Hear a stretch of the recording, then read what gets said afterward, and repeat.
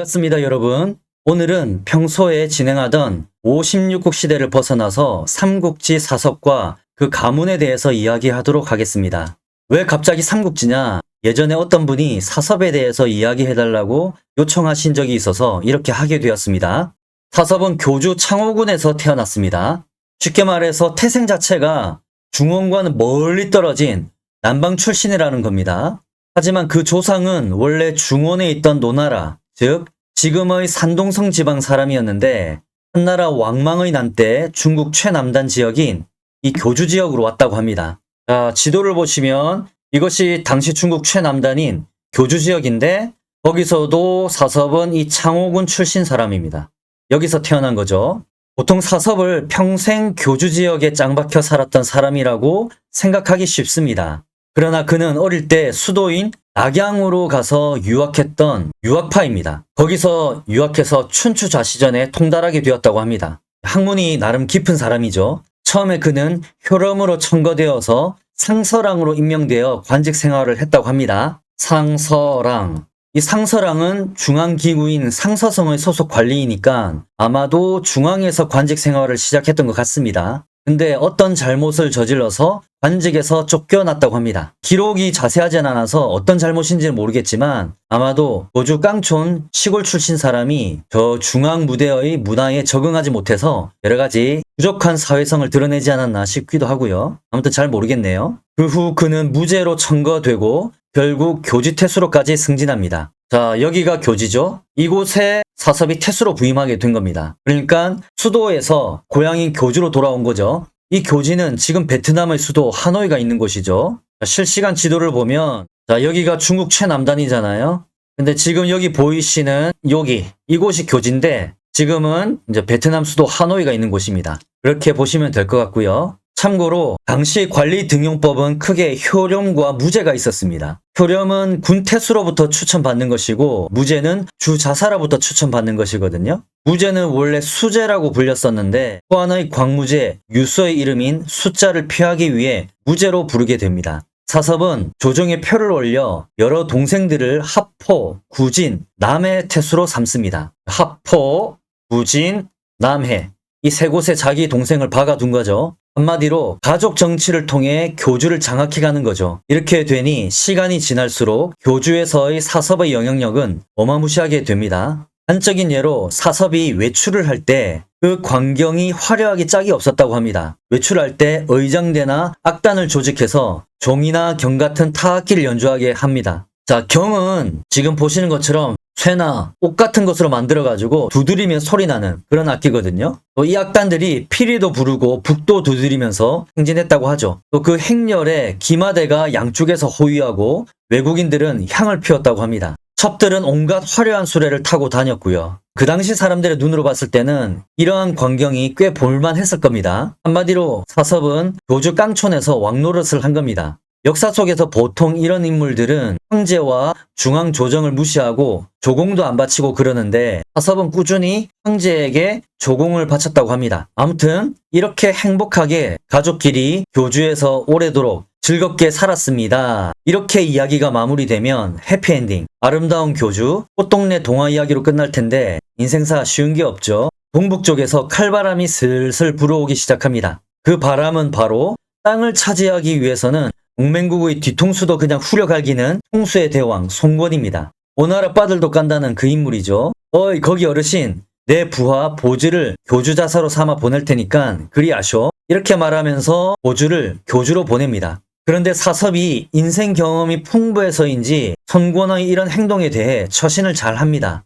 자기 손자보다 나이가 더 어린 증손자뻘 되는 손권에게 몸을 바짝 엎드리죠. 그리고 명주, 대패, 유리, 비취, 무섭불, 상아 같은 보물들을 손권에게 보냅니다. 명주는 옷감이고요. 대패는 큰 조개 껍질을 말하는 거죠. 무섭불은 코뿔소뿔이고 상아는 코끼리뿔이죠. 그리고 각종 진귀한 과일을 바쳤다고 합니다. 아마도 이제 중국에서 쉽게 맛볼 수 없는 열대 과일을 바친 거겠죠. 또 계절마다 말 수백 피를 송권에게 보냅니다. 계절마다 바쳤다는 것은 거의 1년에 1000여 마리 바친 거 되지 않을까요? 이 말 같은 경우는 손권이 다스리던 강동에서는 사육하기가 굉장히 어렵거든요. 당시 중국에서 말 사육하기 좋은 곳은 황하가 이렇게 쭉 흐르는데 흘러서 이렇게 밑으로 내려가는데 황하 밑에 있는 여기 오도로스 지방 그리고 마량과 마초가 다스렸던 이 량주 지역 이 두 지역이 당시 중국에서는 말을 사육하기가 엄청 좋았거든요.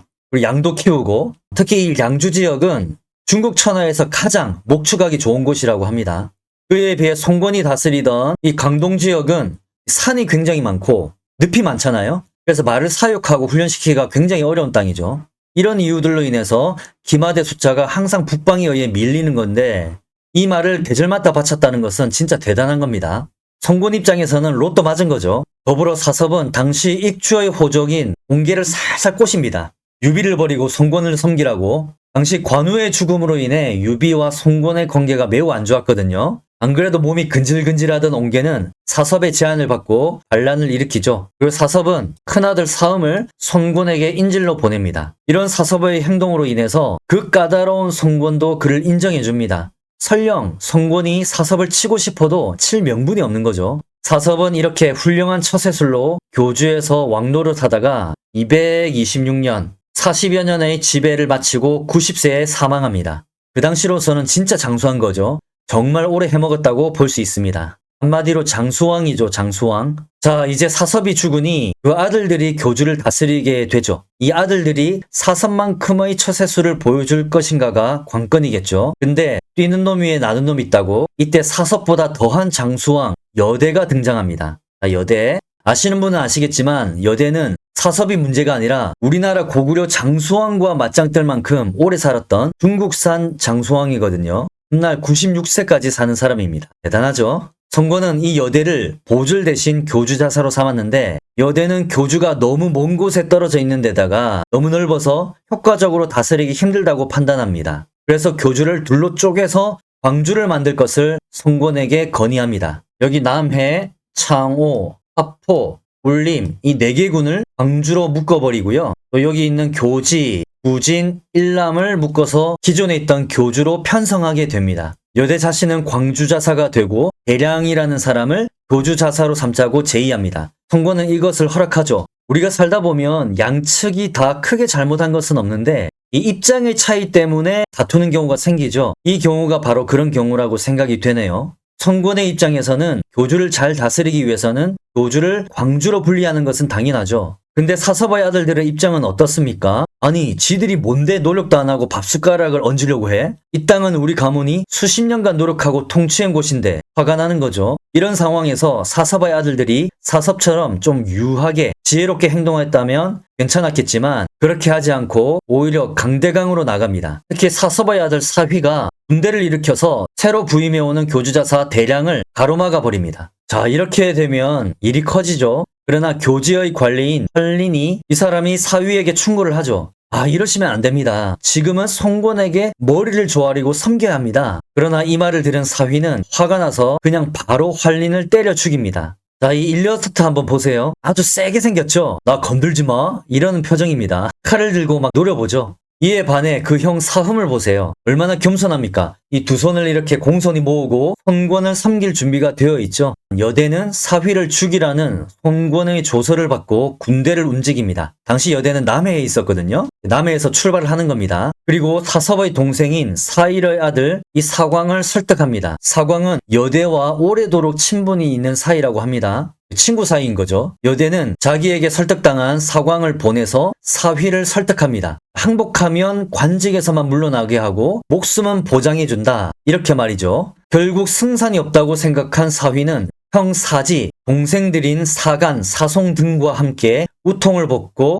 여대 앞으로 나아가서 항복합니다. 이렇게 되면 여대는 자기가 말한 대로 관리의 인수만 압수하고 사휘와 그 형제들을 살려줘야 하죠. 그러나 여대는 입을 싹 닫고 사휘와 그 형제들을 싹 다 처형시켜 버립니다. 결국 살아남은 사씨들은 사일, 사위, 사광, 사섭의 큰아들 이 사음만 살아남거든요. 근데 이 사일과 사위는 사섭의 동생들인데 얼마 뒤에 송건에게 죽임을 당합니다. 사섭의 장남 사흠 같은 경우는 죽진 않지만 평민으로 그 신분이 떨어집니다. 또 여대의 친구인 사광은 살아남긴 했는데 구체적인 기록은 안 보입니다. 이런 것을 보면 송권은 이참에 사씨들을 교주에서 완전히 뿌리 뽑으려고 한 것처럼 보입니다. 여대는 이렇게 사씨 가문을 박살낸 후에 반항하던 구진까지 진격해서 평정합니다. 자, 여기 구진으로 진격한 거죠. 그래서 말 안 듣던 이 구진군을 지배하에 두게 됩니다. 그리고 여대는 주병국이었던 이곳 당명, 부남, 임읍에 사신을 보내서 공물을 바칩니다. 지역 안정을 위해서 외교를 진행한 거죠. 송권은 이런 여대를 높이 평가했다고 합니다. 그래서 이 중국 남부 지역은 대체적으로 이렇게 평화를 되찾았다고 볼 수가 있겠네요. 자, 그렇다면 사섭에 대한 진수의 평가를 좀 살펴볼게요. 사섭은 남호를 지키며, 이 남호는 내가 이제 중국 남쪽 교주를 말하는 겁니다. 이 남호를 지키며 마음대로 하고 생을 마쳤지만 그 아들에 이르러서는 신중하지 못하여 스스로 화를 초래했다. 평범한 재능으로 부귀함을 즐겼던 것이 이런 결과에 이르게 한 듯하다. 뭐 이렇게 평가를 내렸습니다. 결국 사섭과 그 아들들의 차이는 처세술 차이죠. 사섭은 송권이 어떤 사람인지 파악하고 나이를 따지지 않고 섬겼지만 그 아들들은 송권을 자신들의 이권을 침범하는 존재로 여겼던 거죠. 이로 인해 가문이 몰락하게 됩니다. 확실히 난세에는 처세술은 필수인 듯합니다. 아무리 뛰어난 능력이 있어도 처세술이 뛰어나지 못하면 비참하게 죽는 법인데 사섭의 아들들은 뛰어나기는커녕 능력 자체가 평범했는데 처세술도 부족하다 보니 죽는 것은 어쩌면 당연하겠죠. 우리는 처세술이 부족해서 죽었던 영웅들을 너무 많이 보아왔죠. 한신이 대표적이고요. 자, 그러면 여대에 대해서 좀 이야기하도록 하겠습니다. 사람마다 보는 관점이 다르겠지만 저는 여대를 비열한 사람으로 봅니다. 왜냐면 기록에는 송권이 처음부터 사휘를 죽이라고 조서를 내렸었거든요. 그렇기 때문에 여대는 사휘를 용서해 줄 수 없는 입장이었습니다. 처음부터 죽이는 것이 목적이었죠. 그런데 그는 친했던 친구 사광마저도 속이고 사광을 미끼로 삼아 사씨들을 용서한다고 속였습니다. 사휘가 이를 믿고 항복하자 여대는 약속을 깨고 사씨 집안 사람들을 추살했죠. 이것은 당시 사람들에게도 비열하게 비춰졌습니다. 여대가 사휘를 치기 위해 군대를 일으켰을 때 사휘의 부하들 중에 사휘를 버리고 여대 편에 서서 싸운 사람들이 있었거든요. 이 사람들도 여대의 비열함에 화가 나서 결국 반란을 일으키죠. 그러니까 이게 참 일이란 게 이렇습니다. 무슨 일이든지 목적을 달성하기 위해서 사람들이 공감하지 못하는 비열한 방법으로 해결하면 당장은 성공할 수는 있어도 그 후폭풍이 만만치 않거든요. 물론 여대는 이 반란을 평정하기는 합니다. 근데 그 반란을 평정하는 과정에서 얼마나 많은 재물이 낭비되었겠으며 얼마나 많은 병사들이 또 죽었겠습니까? 여대에 대한 정사의 기록을 보면 그는 부임하는 지역마다 백성들에게 칭송을 받는 업적이 있었다고 합니다. 능력은 있었죠. 또 청렴해서 개인적으로 저축해둔 재산이 없었다고 합니다. 그 결과 아내와 자녀들이 굶주릴 정도였다고 합니다. 그래서 송권이 안타까워서 경제적으로 지원을 해줍니다. 여대의 이런 모습을 보면 많은 사람들이 대단하다고 생각할 것 같은데요. 근데 저는 이 또한 여대의 위선이라고 생각합니다.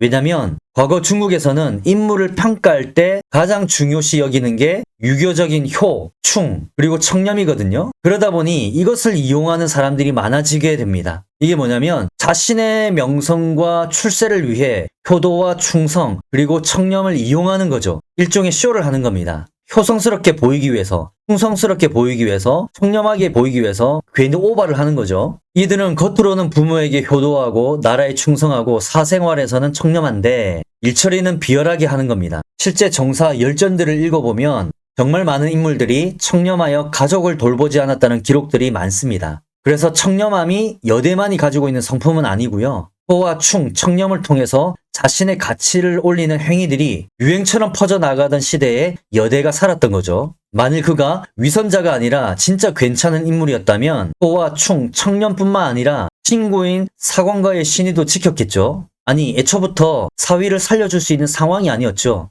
송권이 사위를 죽이라고 조서를 내렸기 때문에. 그렇기 때문에 여대는 사위를 살려준다는 약속 자체를 하지 말았어야 합니다. 그러나 그는 공을 세우기 위해 속임수를 쓰고 한 집안을 몰살시킨 겁니다. 모르긴 몰라도 아마 이것이 여대의 진짜 성품일 거라는 생각이 듭니다. 원래 사람은 중요한 순간에 그 본심이 나오는 법이니까요. 여담이지만 제가 게임 삼국지 14탄을 가끔씩 하거든요. 게임할 때 이 여대를 포로로 잡으면 절대 살려두지 않고 그냥 처형시켜버립니다. 그래서 여대는 게임상에서 저를 만나면 언제나 장수왕이 되지 못하고 젊은 나이에 죽게 됩니다. 자, 마지막으로 교주와 광주에 대해서 이야기 좀 하겠습니다. 이 지역은 사석 가문이 몰락한 이후에도 꾸준하게 반란이 일어납니다. 56국 시대와 남북조 시대에도 계속 이 교주와 광주는 중앙 조정에서 빈틈만 보이면 독자적으로 행동하려는 움직임을 보입니다. 그중 유명한 게 동진 말기 때 노순과 서도복의 반란이 있었죠. 결국 이 반란을 유유와 그 부하 장수들이 이제 평정하게 되는데, 아무튼 이 지역은 이렇게 시한폭탄인 지역입니다. 제가 게임을 해보니 알겠더라고요. 고주가 남쪽 구석에 짱 박혀 있는데 이걸 치려면 한참을 가야 합니다. 분량도 구달리고 군대 사기도 뚝뚝 떨어지고, 그래서 제일 귀찮은 지역이 이 지역이죠.